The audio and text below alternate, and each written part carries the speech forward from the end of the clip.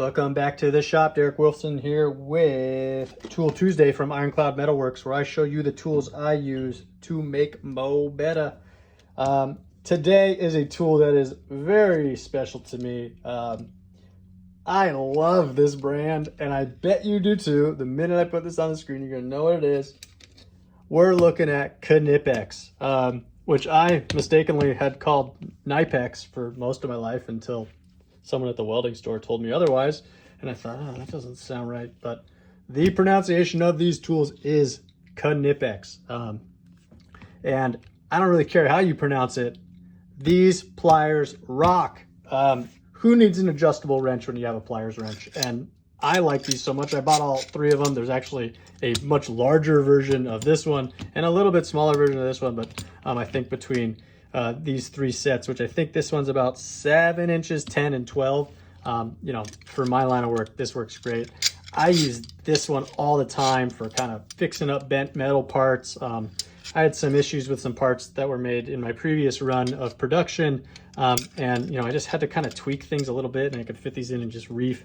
And the nice thing about these over the Cobras is you have these smooth parallel jaws. So they have this nice little like camming mechanism that keeps these jaws parallel as you squeeze, which is just really nice. Like, you know, let me just pull this piece over actually. You know, if I'm pulling on like a piece of powder coated metal, it's nice to, you know, you're not gonna ding it up doing that, okay?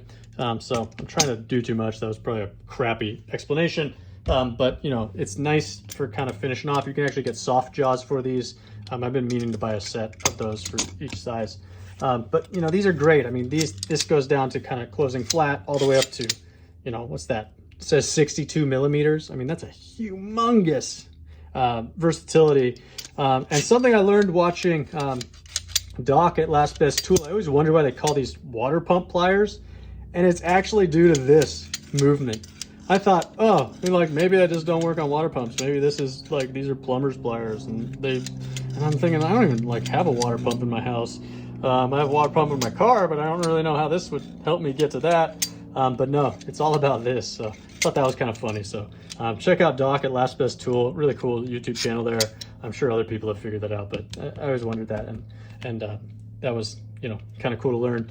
But yeah, I mean, these are just great tools. This one goes up to 52 millimeters all the way down to kind of flat. And then this is great around the house. I mean, really, even if, you know, sometimes I even bring these into the van, working on the vans, just to figure out the size of a bolt. You know, you got to kind of reach down into some strange recess. You can kind of set this up. You can operate these relatively one-handed, depending on kind of how you're operating.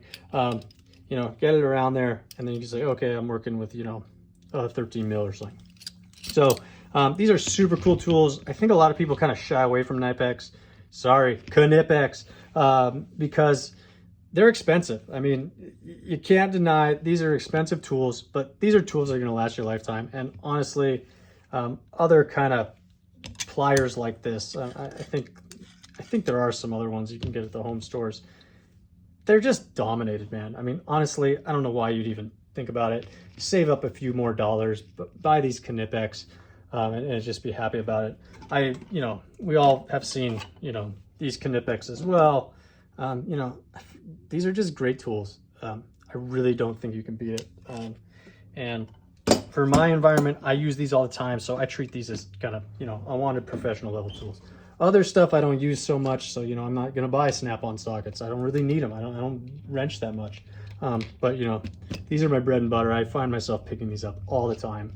And I recommend you do too, even as a hobbyist or a DIY guy. You know, this set, I think the 10-inch set is very versatile if you're only going to buy one.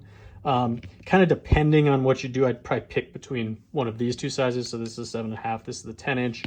The 12-inch set, I mean, like, you're gonna have a harder time kind of getting up in behind your sink with these. They're just bigger, but you know, when you need leverage, these things are just great. So yeah, I think they're worth picking up, and keep an eye. You know, Amazon has good deals on these at times. You can get these at Casey Tool, or, you know, I think even Home Depot sells these. But yeah, those are tools I love to use to do it mo better. And I think you should pick these up too, so you can do it mo better. And that'll sum up this round of Tool Tuesday. Thanks for watching. We'll see you next Tuesday.